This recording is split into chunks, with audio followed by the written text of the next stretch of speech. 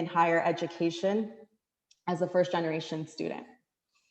Dr. Acevedo earned her BA in Chicano Studies, Social Welfare, and Legal Studies from the University of California, Berkeley, go Bears. She earned her MA in Mexican American Studies from San Jose State University and her PhD in Education from UCLA. Dr. Acevedo is an assistant professor in the Department of Educational Leadership at California State University, San Bernardino. Dr. Acevedo's research focuses on examining college-going processes of Latina, Latino, Latinx student populations using critical race and Chicana feminist theories. Her research addressing the gaps in college-going culture, literature, as well as her close examination of college choice models received recognition by the University of California that awarded her the All-Campus Consortium on Research for Diversity Dissertation Award. She was also awarded the Early Career Scholar Award for her research on Latina, Latino, Latinx issues in education through the American Educational Research Association. Some of her recent publications include Hopefully I Can Transfer, Cooling Out Post-Secondary Aspirations of Latina, Latino, Latinx Students, published in Equity and Excellence in Education. Another, A Call for Intersectionality in U.S. Schooling and Education Research, Testimonios of Future Chicana College Student Nepaleras, published through Harvard Educational Review. And I think more recently, Nepaleras Bridging Bridges Toward Higher Education, Latina, Latino, Latinx Teachers Fostering College Aspirations in an Under-Resourced Urban High School, published through the Journal of Education Sciences. Dr. Acevedo clearly has kept busy in 2020 and the beginning of this year. When she's not engaged in scholarly work, she enjoys spending time with her two daughters, watching the Raiders play, and baking and eating chocolate chip cookies and Mexican chocolate cupcakes. Although now located in Southern California, Dr. Acevedo considers Northern California her home. She was born in Woodland, raised in Zamora and Del Paso Heights. Her family ties continue in Woodland, Knights Landing, Yuba City, Sacramento, and the Bay Area, where she lived for 9 years. Her favorite home-cooked meal is mole, and during quarantine, she has loved her workout classes led by Dr. Gina Garcia. If I had some DJing skills and we were in person, I'd probably be playing Molotov, Give Me That Power, as Dr. Acevedo walks out. So I suggest you add that song to your Spotify playlist and enjoy after today's brown bag talk. Please help me welcome Dr. Nancy Acevedo. I'll turn it over to you. Wow, thank you. Thank you all for being here, and thank you, Dr. Martinez, for inviting me to talk to you all today. I appreciate that. That was a cool introduction. I don't think I've ever had such a friendly introduction before, so thank you, Esmeralda. I appreciate that very much. I am going to go ahead and get started just for the sake of time to make sure we don't run over. I'm going to share my screen with you all. Let me get back to, here we go. Hopefully it works well. You all can see that? Yeah, okay, cool. Awesome. So let me set speaker here. All right, so today I'm going to just share a little bit about the book that Gil Conchas and I co-authored, and I want to thank Gil for the opportunity to write this book because he reached out. It was, I want to say it was a January, I can't remember what year anymore, but he wanted to write a book, and so we ended up just talking through it, and it shifted a lot along the way. Originally, it was going to be focusing on Latina, Latino, Latinx students, but just given our data, we ended up modifying that. And so with this book, it's really the culmination of a lot of the work that I've started doing through my dissertation in terms of bringing in Anzaldua's Chicana feminist concepts into education. And so we really embrace the language that isn't always used in the field of education, right? So we use these words saying that we concentrate on Chicana, Chicanx students and how they use their facultad, being that they feel as atravesados to resist marginalization and then shift into the space of Nepantla and being Nepanteras, right? And they're able to tap into institutional resources to navigate college, but at the same time, keeping in mind that they want to ensure they can help their communities access higher education or support higher education pathways for future generations. And so I'm going to go into these concepts a little bit more for those of you who are new to these terms. Let me see. There we go. So this book developed from 3 different research projects that we had going on. Some were Gil's, some were mine, and some were coming from UC Accord's Pathways to Post-Secondary Success project, led by Danny Solorzano and Amanda Datnow and other faculty members at the UC system. And so I want to acknowledge that we did get one of the research projects comes from an NSF STEM funded grant led by Dr. Kimberly Cousins at Cal State San Bernardino. And then we have interviews from first-gen college students who were attending Research One institutions, all coming from first-generation status, low-income backgrounds. So it was just a beautiful project to be able to take on. And instead of sharing, these different quotes from students and different exemplars to show what we found, we ended up deciding to share their narratives, key individual narratives, to exemplify what we found in reading their lived experiences. So we started by bringing in this concept of coloniality, which Leigh Patel brings into her work, but traditionally we don't usually talk about coloniality in education, especially when we talk about educational policy or practices. It's more of an ethnic studies type or history maybe type of concept. But we started the book by acknowledging that this education system that we're currently on is founded on coloniality, right? And so we're arguing that built on coloniality, using Leigh Patel's work, this notion of deservingness to show the state decides who deserves, quote unquote, these resources such as schooling and who doesn't deserve them, right? And in doing so, these borderlands are set up for students to show that some students are not meant, quote unquote, to belong in these institutions and some aren't, right? And then that makes students feel like they don't belong. So we talk about education borderlands as a result of this coloniality and deservingness, and borderlands being a concept from Gloria Anzaldúa, where she talks about these multiple cultures colliding with one another and showing individuals as, or making individuals feel marginalized, right? And so we say that colonial education borderlands are basically the nexus of these deficit marginalizing practices, policies, and ideologies that are still present in the education system, and that Chicana, Chicano, Chicanic students and students of color in general will have to confront. And we argue that US institutions were founded on coloniality. And it's interesting if you go back to the work around education and their experiences for Mexican American students, there's 4 key strategies used during these colonial periods in California to disenfranchise and marginalize Mexicano and Mexican descendant students, and those practices are still being used. And so that was interesting to see. But we argue that since these individuals, Mexican Americans, were disenfranchised, these schools are serving as another infrastructure to simply marginalize individuals throughout society.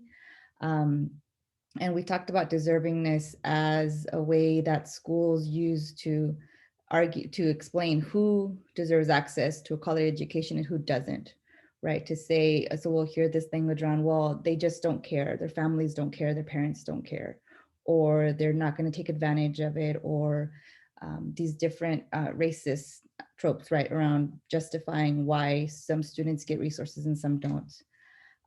But it's within this context that then these Chicana, Chicano, Chicanic students end up representing the other within these schooling systems.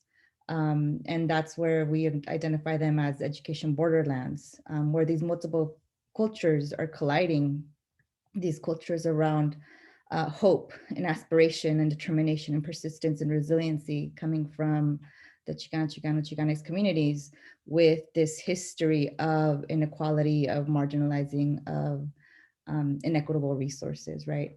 But nevertheless, students are deemed as unworthy, as transgressors, right, as not belonging within these systems, long term at least. I think, there we go. And so what we found is that within these systems, it was really interesting to share, to see, this came from the project that Gil brought on, that students within these schooling systems are able to see and identify a lot of these inequalities that they face. Not all students, and some students may not be as critical around understanding these inequities that they faced, but depending on their different identities and different experiences, they're able to talk about these different structural inequalities that they face or that others will face. And so that's where we brought in this concept of la facultad. And Gloria Anzaldúa argues that la facultad entails this ability to see beyond the superficial, beyond the surface. And it's this type of sixth sense of awareness that can be developed by those who are on the margins of society. So for when she was using this concept in her later work, she wasn't only using it for Chicanas or Chicano individuals, she was using it for individuals who are marginalized in US society. So she's saying when people are feeling oppressed or when they're experiencing pain, it's this fearful space where students are able, or where individuals are able to develop this sense to then confront anything that will tear the fabric of our everyday mode of consciousness. And it gives them an increased awareness. So what we argue then is that this process of la facultad de los atravesados is this form of critical consciousness, right, that students maintain.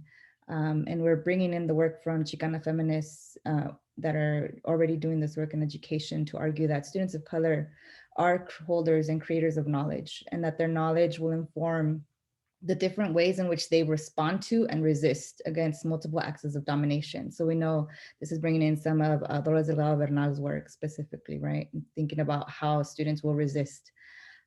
We view Chicanic students, the responses as a source of knowledge in refining current understandings of how inequality is impacting these first-gen college students in the US. And we're taking this intersectional approach to say that students will understand these various factors of inequality, not just as adding to one another, but as multiplying, right? As these compounding effects that are happening.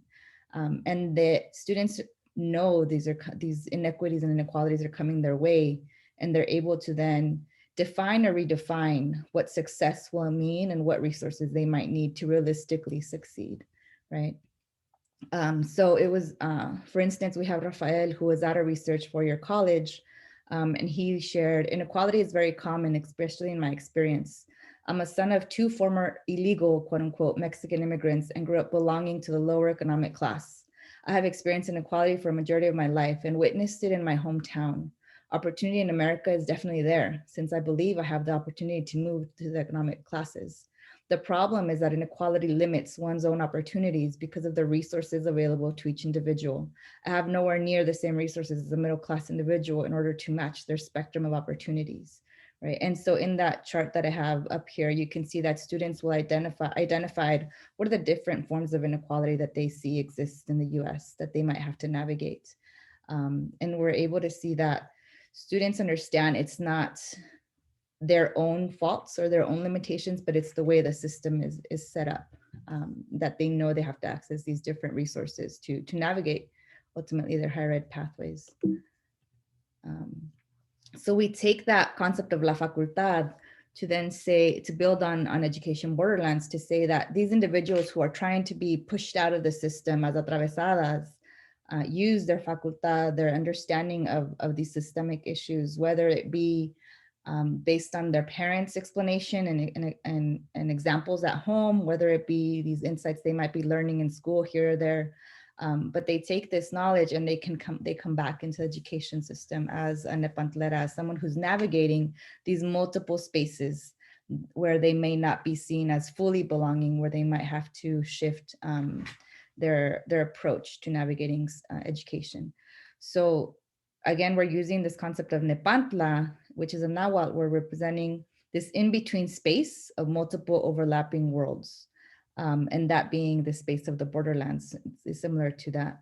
But when in Nepantla, a Nepantlera, so someone who comes back as who is an atravesada and is using their facultad, and Nepantlera has the ability to see these multiple cultures and how they're overlapping and how they're complementing one another, and then also how they're conflicting, right? And I'm assuming if you all work at all with first generation college students, you might be thinking about how they talk about how they navigate their spaces or having to negotiate staying out late when they have to study or explaining why they have to work on a Saturday all day long, right? And just navigating maybe these conflicting or competing spaces between home and schooling, or explaining to a faculty member why they have to, you know, attend a sibling's orientation or whatnot, where they might have to miss or be late on an assignment, right? So that's where we talk about this as a framework of atravesados nepantleando. And we know that first gen Chicano students are navigating these multiple worlds, right? And especially when they're adjusting, when they're transitioning. And then during this time, they have these different demands. And we know that there's these metaphorical bridges that students are developing between their communities and the higher ed, and they're navigating these different spaces. And so what we do in our chapters 3 through 6 is we're basically sharing these lived experiences and how students are navigating higher education and these different intersectional systems as they're trying to pursue and get their degrees, right? And so we talk about them maintaining hope and resistance to develop educational success. And we talk about, originally the book was titled, what was it titled? Chicano, oh man, I can't even remember anymore. But originally that wasn't the title. We ended up changing it because the editors shared that there was already, you know, one too many books with the similar type of language in their title.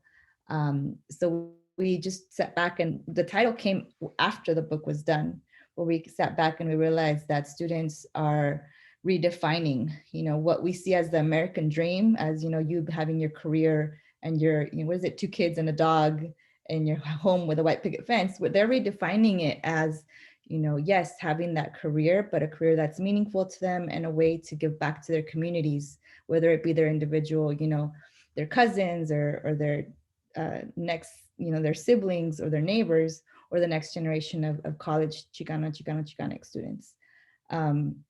And so that's where we're hoping this, you know, this work helps to inform some of that.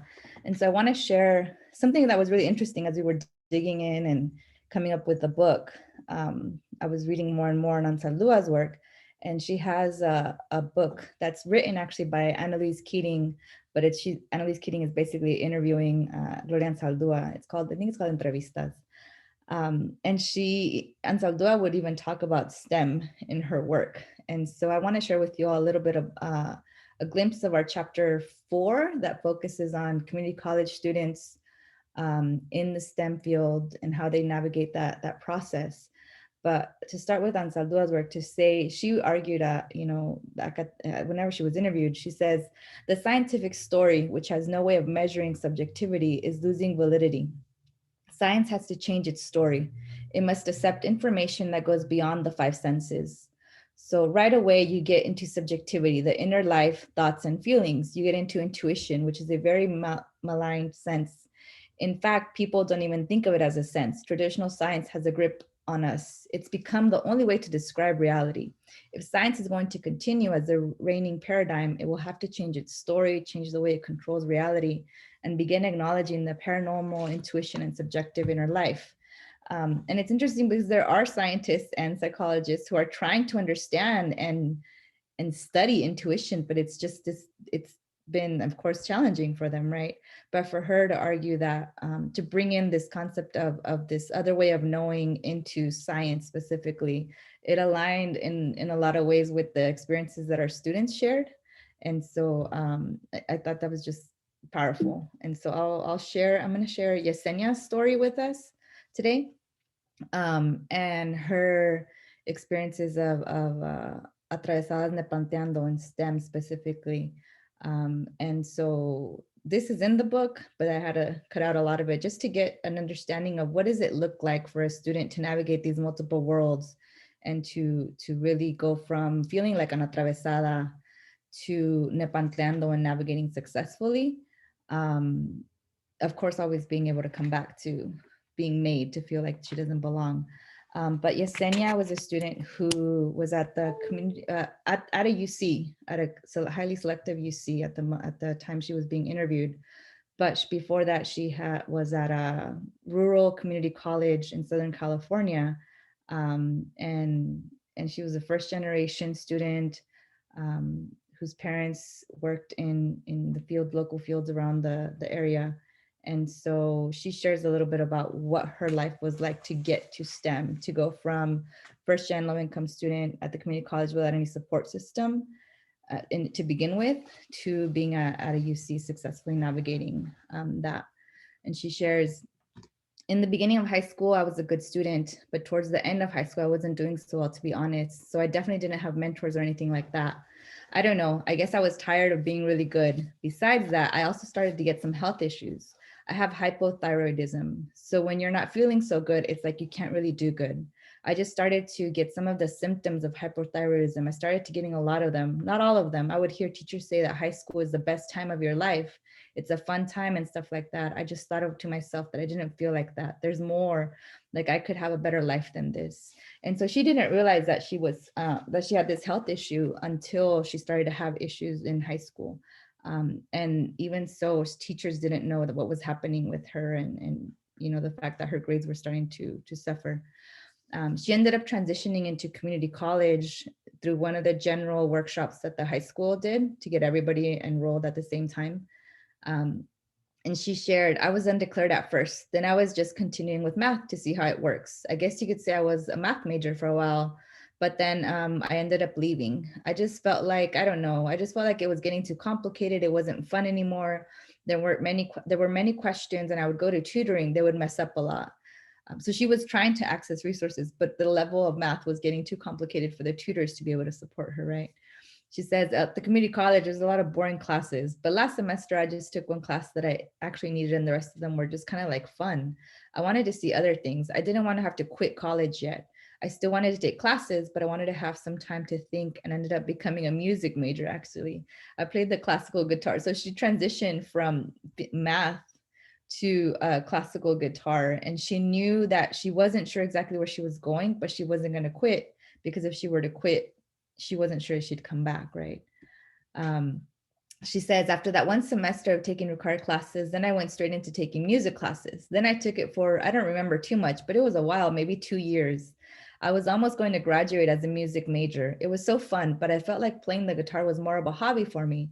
I don't know. I just feel like if you're going to be in a career like music or something in art, you have to love it. It's the only thing you could ever do. They could ever do. There's not that many jobs anyways, and you want passionate people to be in those fields. I did enjoy it, but I thought of it more as a hobby. So for about 2 years, she was taking these music courses and majoring and almost graduating. So we think about the realistic context of community colleges. What are the likelihood that all students are able to just explore and to think about what do they enjoy doing? Thinking about the pressures for colleges to have to graduate students in completion rates, you know, to be increased, and all of that that's going on in our system.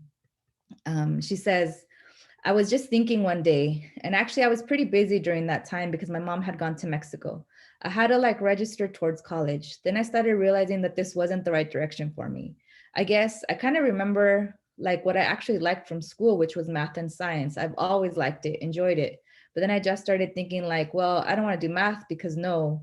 Then I just thought about science, and I just remember that I took a biology class in college and I really liked it. That's how I got like, you know what, this is what I want to do. I feel like I'm in the right major. I feel complete, I guess you could say. Yeah, because when I was a music major, there was something, it didn't feel right. And so it was really interesting to hear students who were in STEM to talk about them loving their major, and then just even hearing her say that she felt complete being in microbiology, which is what she ended up pursuing. But here we see some of that facultad at play, that intuition, right? That gut feeling that you can't fully explain, where she knew that music maybe wasn't it, and just taking the time to process and to listen. And what would it mean if our systems were set up to allow students to process, if it were these questions were posed to them and allowed for reflection, right? To have students in a coordinated effort or in a supportive environment to be able to say, it's okay not to know, let's process and let's think through, as opposed to having to rush through their education system. Um, and she talks about what it meant to go into biology after leaving music. She says, I just had a lot of support at this time. I was like a good student. I would actually go to office hours and get a lot of help from teachers. I would also get help from classmates, like doing homework together. Sometimes I did struggle with the second semester of calculus. It was years ago. It was pretty challenging, but that final support really helps. I just feel like if you do it on your own, you'll take so long. When you have help, they're guiding you. I don't know. I just started making connections with teachers and classmates. And here she talks about that support system that was present in the community college for her, right? She says, I guess just being a minority gives you more, I don't know how to say it. I want to say it in Spanish. It gives you more ganas, like keep going and do better. I guess just showing people that we could do it too. I guess someone like STEM, sometimes like STEM is more male dominated, but I guess biology isn't. Biology is mostly women, the majority. I don't know. Sometimes I just feel like people think that if you're Mexican, you cannot be as smart or something. And here we start to see her understand her facultad, right? Her understanding of these different issues where how she's being perceived as someone from Mexican background and as a woman. And she shared some of her experiences in physics and how that was different for her. Um, and then she talks about once she transitioned into the UC college, how that identity followed her in STEM. She says, it might not be because I'm Mexican or something. It might be because of the way I speak. I guess one of my academic weaknesses is English. I speak very, I don't know how to explain it. I don't know if it had anything to do because I'm Mexican or they thought I was dumb or something. Sometimes when I'm in a group, people don't think that I'm smart. It might be just me thinking that, or it might be what it is. I don't know. I guess classmates, but also, I've been training at the research program in the research lab. The graduate student, the one that's teaching me, she has her own thing. She's kind of impatient. Sometimes I feel like she thinks I'm dumb. I have received some help here in UC. I'm in the STEM transfer program. So these key resources that students shared were instrumental to them navigating higher ed, right? She says part of the program is to have a peer mentor. That would be someone who is a transfer student and has like a year experience or more than you. She's been helping me a lot, I guess, guiding me a little bit and giving me those connections. So I think something we really wanted to make sure with this book, that it wasn't this whole, lift yourself up by your own bootstraps kind of narrative, but we really tried to center all of the different resources. And it ended up being like this bandage system, because it wasn't fully institutionalized, but these different resources that students ended up finding here or there through these different connections, through faculty members that really helped them navigate their higher ed pathways. And she talks about, to conclude, she says, I guess I was kind of thinking about all my interests, like priorities and things in life. For me, I just know that I love math and science. I love that you could just find new things. That's what I really like about it. I guess something that is giving me more of a direction is I'm also in student help and I know how to help people. That's why I was interested in microbiology specifically.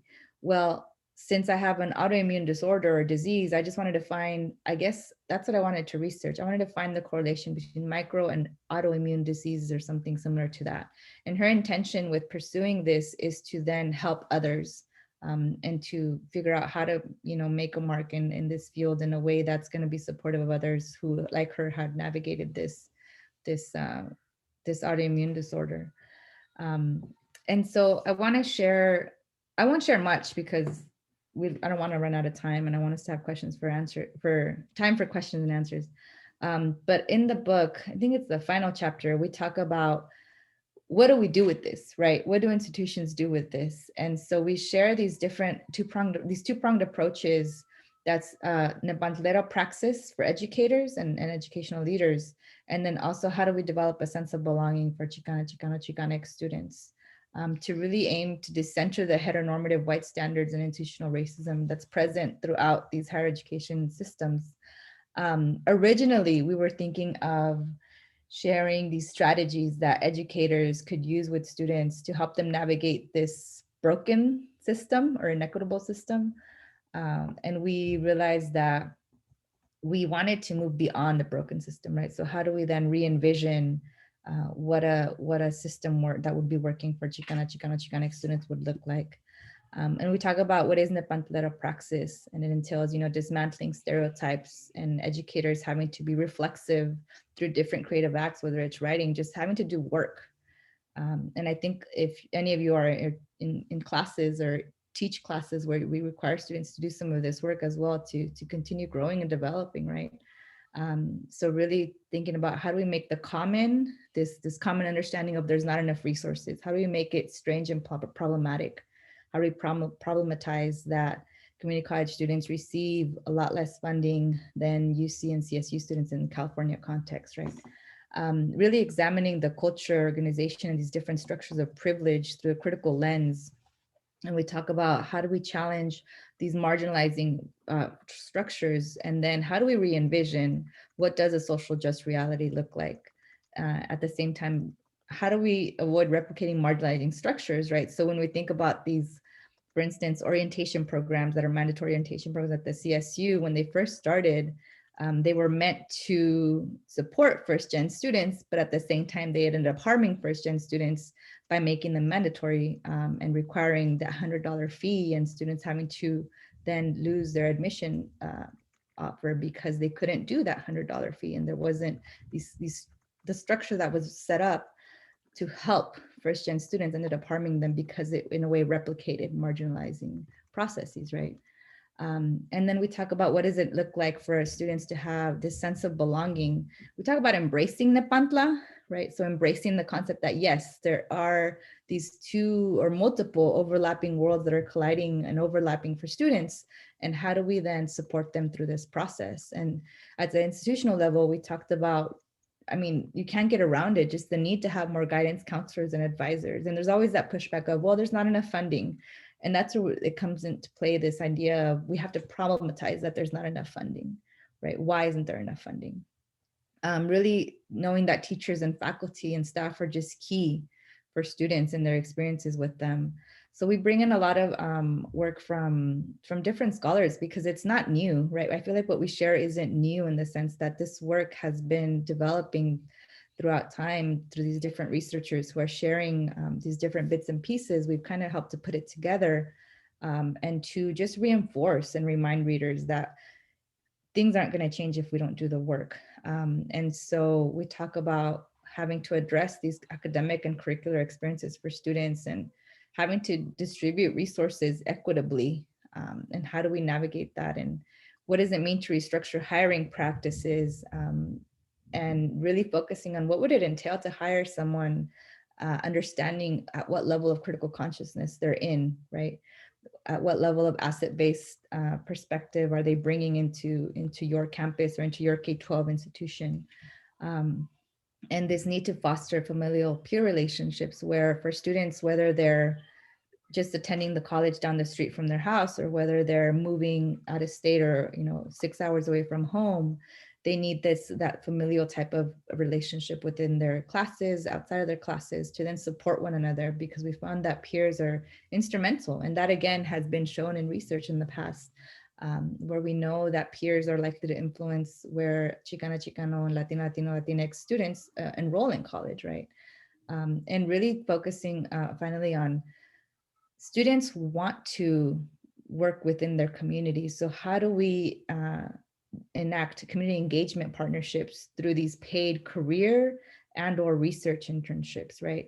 If students want to make a difference in their communities and they need to work because they are low income and have to support the family unit, then why aren't institutions ensuring that there are more opportunities for such internships that focus on these different ways that Latino students are ready to take on, and knowing that it's going to be a way of retaining students, right?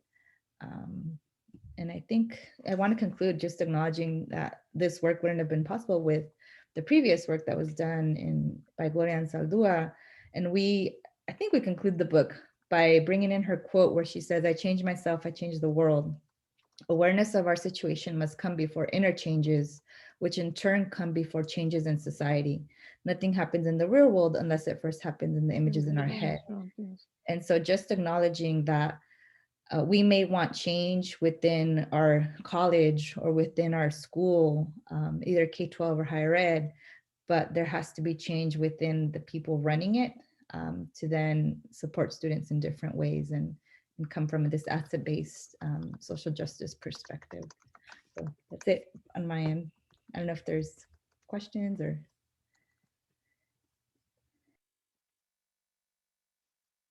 Thank you, Nancy. I see a couple of folks acknowledging your talk. Thank you for sharing your work with us. I want to open up the conversation to our audience and ask if anyone has a question for Dr. Acevedo. And if you do, please, I see Margarita. Go ahead, Margarita. Hi, Nancy. Thank you for your talk today. So I'm about to start a project with fifth and actually Sylvia Tovar, who's here, is one of our doctoral students. We're going to start working with Chicanx girls, fifth and sixth graders who are interested in science. So we're supposed to start in March, but given COVID, I'm guessing it's not going to start in March. But any advice? So it's going to be it's a girl and parent 7-week curriculum outside of school that we're going to be doing. So when you were talking about kind of the identity issues, any advice or thoughts about how do we start? You know, we have an opportunity to get them at fifth and sixth grade. So what kind of advice would you have as we're still thinking about developing the curriculum and the conversations we're going to be having with them? Any advice that you have for us in terms of things that we should be thinking about including in these conversations with them at that age group? So I'm not early, that's not early education, but I'm not an elementary school educator. So I know that there's developmentally, I think, is it third or fifth grade where girls and their experiences in math, kind of their confidence plummets, right? It's affected. I can't remember if it's third or fifth grade. So I don't know if they would be at the developmental stage to talk about their fears or that self-confidence issue that they might be having. I think what I've worked before from kindergarten to middle school students, and we broke down community cultural wealth. And so I think not to be afraid of students not understanding what we might see as these rigorous or academic concepts. Because in my experience, where we had for instance, a kindergartner share that they love sailing and that they wanted to go to USC, or I think they love sailing. And so we ended up searching with them, like, okay, USC has a sailing team.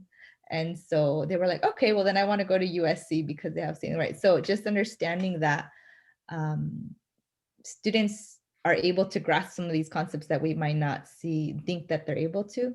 But then also what I've realized in some of this work is that notion of la facultad, where students know, and I've worked with fifth graders actually, where I had them ask all kinds of questions, and it was just like an open question they wrote down in their note card, so it was anonymous. And they asked around funding. How am I going to pay for college? At fifth grade, they already knew money was going to be an issue. And that was the biggest concern now looking back at that work that we were doing. So I think acknowledging that, yes, fostering their aspirations, but knowing that at the same time, they're using their facultad to understand that they might not, if they're low income background, that they might not be able to afford college, that affording college will be a concern, or that they're already fearing of what does it mean to leave their siblings behind when they're the ones supporting them. So I would suggest to maybe think about at least incorporating some of these fears that they might have and just helping them process head on, right? Because there's a study out of Stanford, I can't remember who the researchers were, where they addressed these fears that first gen students came in their writing courses. And once they were able to write out and talk about them and process them, it correlated with a higher GPA than the students who weren't able to process and write out, talk about those fears, right? So I think that's part of it. I know that self-confidence issue, I think I imagine is going to be huge. I know for my daughter, she's in third grade and she loves online schooling, surprisingly, because she says she doesn't have to answer if she's not certain of the answer. And I'm like, wait, that's not okay, you know? But in school last year, she was struggling with math and around her confidence issues in math. And now she got the math award, right? Because she feels more confident and comfortable answering questions. So I think just these issues around confidence and understanding the different resources that exist, especially for parents, right? Understanding the different resources that exist financially, and understanding the language, and maybe providing these sample financial aid packages of what does it really look like to go to college, because they're going to start seeing the what is it, 10,000, 30,000, price tags of whole comprehensive of what does it really mean to attend college. And it's going to be intimidating as they move on, and just navigating these pathways as a first gen low income Latina, and to use that as leverage, right? As capital, a way of capital, and to know that how to navigate that. Coming from a TRIO program, being a TRIO advisor, and then being a TRIO student, I learned very quickly that the language to get these scholarships that I would never apply to, but I would help my students, right? But the language to get scholarships or to get admissions, you have to acknowledge who you are as a strength, right? Because you are a Latina in STEM. And I do that now when I interview students, and we have these talks at the end, and using that as part of your power, right? To say, no, you should fund me, you should admit me, I am deserving of this. So again, it's really, I think, just the work around moving from maybe self-doubt toward that nepantlara, that embracing these different worlds that they're navigating. I know it's a lot, but that's what came to mind as you as you asked. Thank you. We actually are using Yoso, and we are using the idea of how do you negotiate the humility that we're taught to have in our communities with the bragging that you have to do to be able to get those opportunities. So thank you. I appreciate your response. Thank you. Thank you. Nancy, I just want to say thank you for being here and for your talk. So my question is more around student success. So as we become an HSI institution, and I'm sure so many other institutions across the country are emerging as well, is how do we capture student voices of Latino, Latinx students? And so that we can use them to really come across as a strength for a university, instead of just saying, oh, well, maybe we have some in a survey that gets given out to students, but that nobody really has access to those responses, or that we don't really utilize them in a way that could be meaningful. Do you have any kind of experience working with any of these institutions? Or do you have any ideas of how we can capture their voices to use them?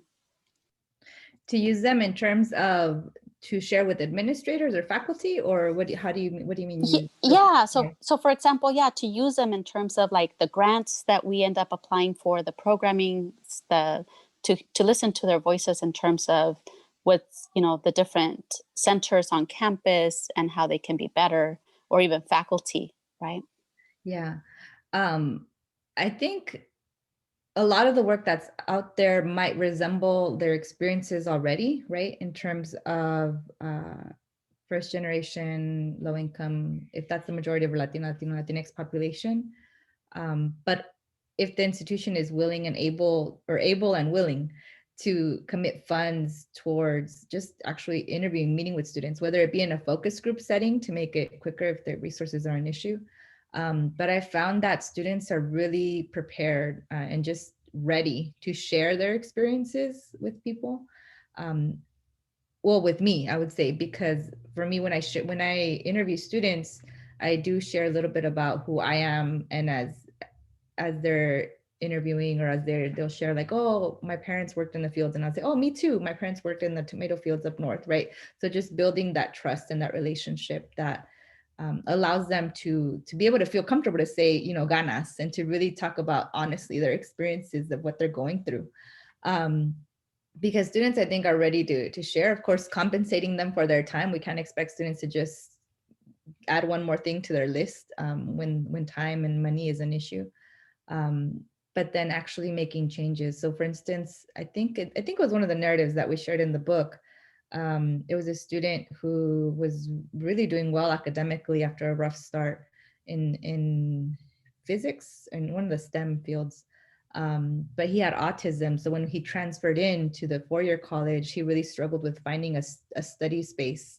And what he needed was a study space, knowing that it was going to be quiet, and his chair, his space was going to be available, right? And so just hearing that insight, I think making sure that who you are interviewing have these intersectional identities present, right? Because it's not just one need or one way of being for Latinx students, but there are multiple needs. And so then it becomes, an issue of prioritizing and making the efforts to, for example, for this student and for other students who may be like him, even if they don't identify as Latino, Latinx, what does it mean to have these spaces that are like, okay, this is going to be my chair, and I know I'm going to be in there, and I'm going to be able to access it. And so for him to have to find that room, it took effort on his part, where he ended up going to, like, I guess it was like a VHS room in the library somehow, and he just ended up finding it. And so he knew that nobody went in that room, and he was able to just study.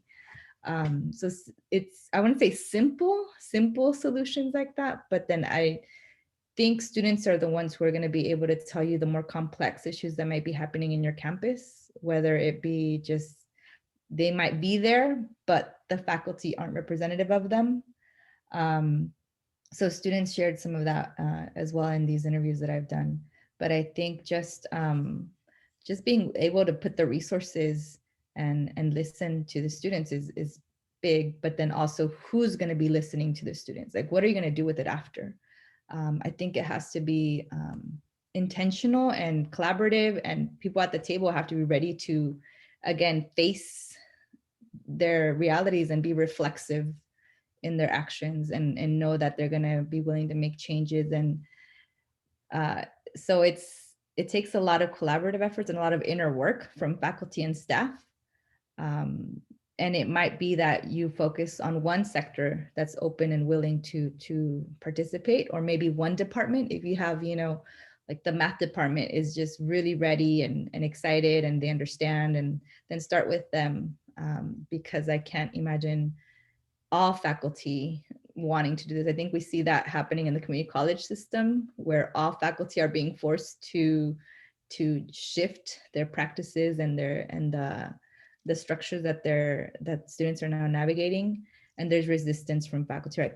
What is it? The vote of no confidence. So it's just knowing how to be strategic in these changes, and being okay with change taking time, and knowing that leaders who are leading these changes might shift into a different position, and having that team ready to take over, because it's going to be a long-term process. I think how many years did it take for UC Davis to actively recruit students and actively put people in place and positions to ensure recruitment was happening, so that they made it to an HSI status? I think it took like 10 years or something, right? Where people were hired with the intention of, you're going to help make us an HSI.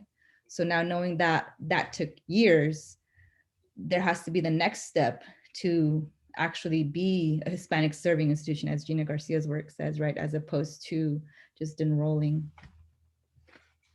Nancy, I know there were several other questions, but I want to respect time. And I want to thank you for joining us, and thank all of you for joining us for our first winter quarter brown bag. We can thank Nancy, send her some love and energy from UC Davis. I want to remind folks that next week we have Dr. Nicole Sparapani, who will be joining us to talk about her recent work. Thank you all, and have a great day. Thank you all so much. Take care.